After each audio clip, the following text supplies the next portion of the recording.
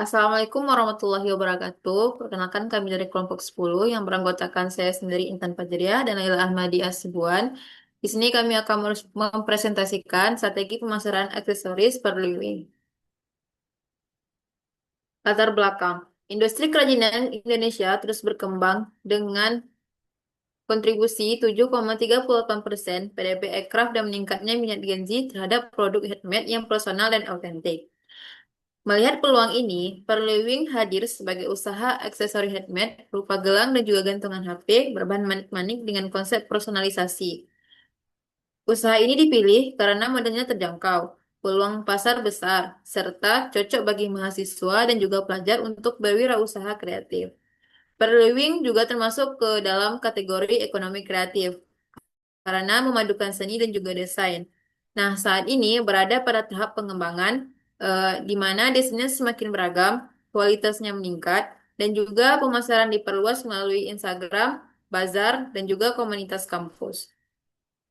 Nah, selanjutnya itu ada solusi yang ditawarkan. Saat ini, tren penggunaan aksesori personal seperti gelang dan juga gantungan handphone itu semakin meningkat. Nah, terutama di kalangan pelajar maupun mahasiswa. Namun, banyak sekali produk aksesori di pasaran yang bersifat mass produce atau dia itu kurang memiliki nilai personal dan juga seringkali kualitas yang tidak sebanding dengan harganya. Dan melihat meningkatnya minat terhadap produk handmade dan juga personalisasi di kalangan konsumen muda, Fairly itu menawarkan solusi kreatif berupa produk aksesori berbahan manik-manik yang dirancang secara handmade dengan sentuhan personal.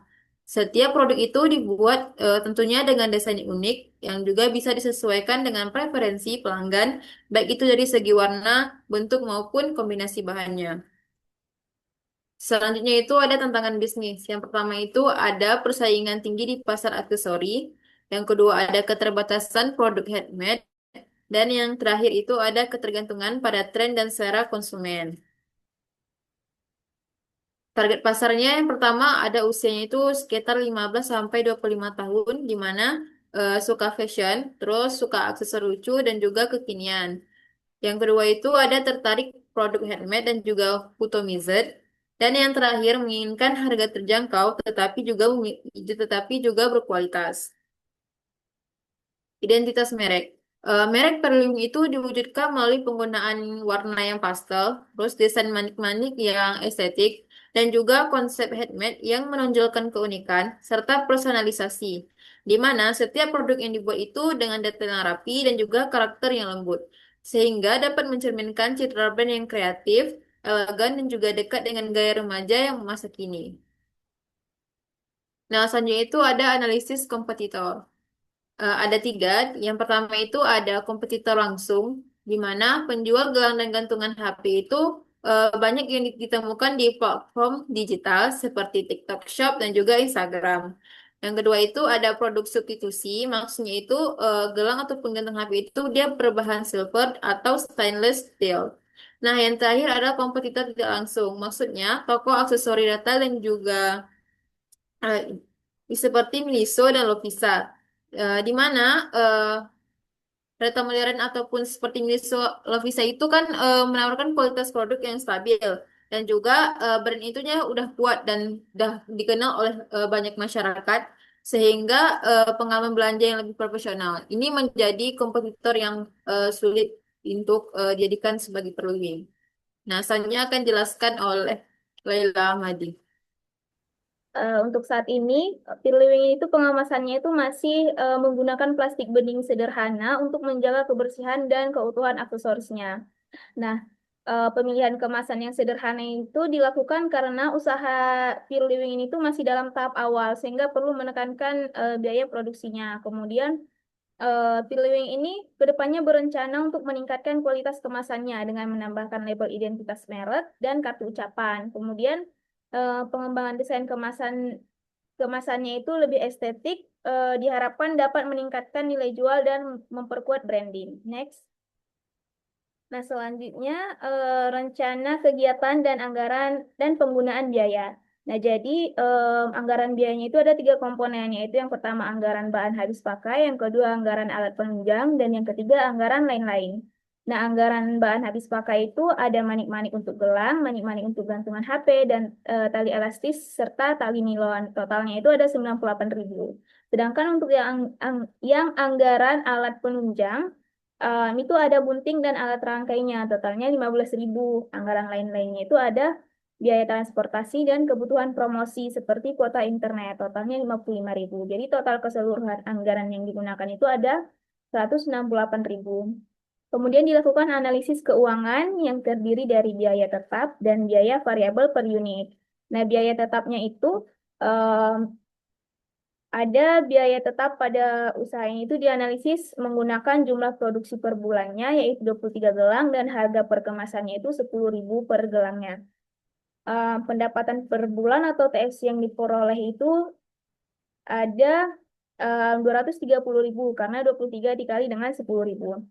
Kemudian untuk biaya variabel per unitnya ada manik-manik dan bahan gelang 7.300, kemasannya 200, dan total biaya variabel per unitnya itu jadinya 7.500. Next. Kemudian dilakukan analisis kelayakan usaha menggunakan break-even point atau BEP dan rasio biaya dengan pendapatan atau benefit cost ratio. Jadi BEP itu diperoleh dari total biaya sekali produksi dibagi dengan harga per gelangnya. Total biayanya tadi 168.000 dibagi dengan 10.000 sehingga diperoleh 16,8 atau digenapkan jadi 17. Sehingga untuk mencapai titik impas, maka dalam satu kali produksi penjualan gelang manik Pirliwing itu harus terjual sebanyak 17 gelang dengan harga 10.000. Kemudian ada BEP rupiah. BEP rupiah itu diperoleh dari BEP unit dikali dengan harga per unit.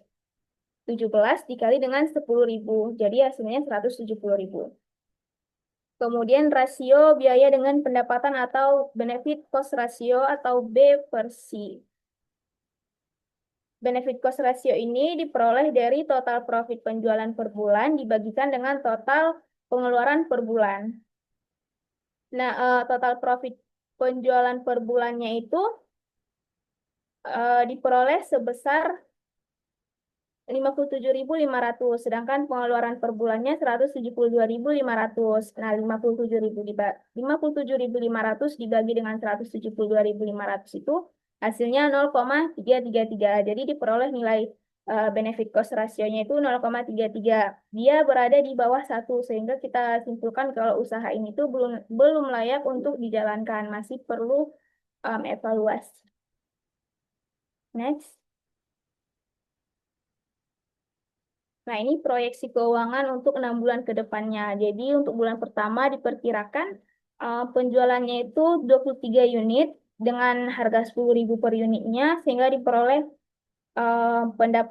profitnya itu 57.500. Kemudian untuk bulan kedua diprediksi naik 20%, sehingga penjualannya mencapai 28 unit, dan diperoleh profitnya itu 70.000. Begitu juga pada bulan ketiga sampai bulan keenam diprediksi yang terjual itu 59 unit, sehingga diperoleh profit 147.500. Next.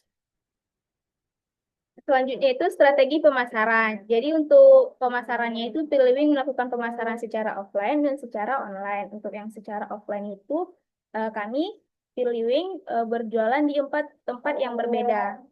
Sedangkan secara online ini sudah punya Instagramnya tersendiri yang isinya itu produk-produk dari si Pilliwing ini, baik foto maupun video. Next. Jadi kesimpulannya, Firlywing ini tuh hadir sebagai solusi aksesori personal dan estetik dengan target pasar Gen Z yang menyukai produk unik dan custom.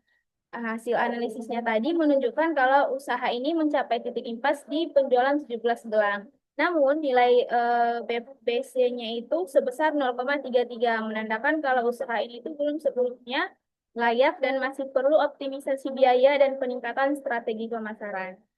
Cukup sekian dari kelompok kami. Terima kasih atas perhatiannya. Wassalamualaikum warahmatullahi wabarakatuh.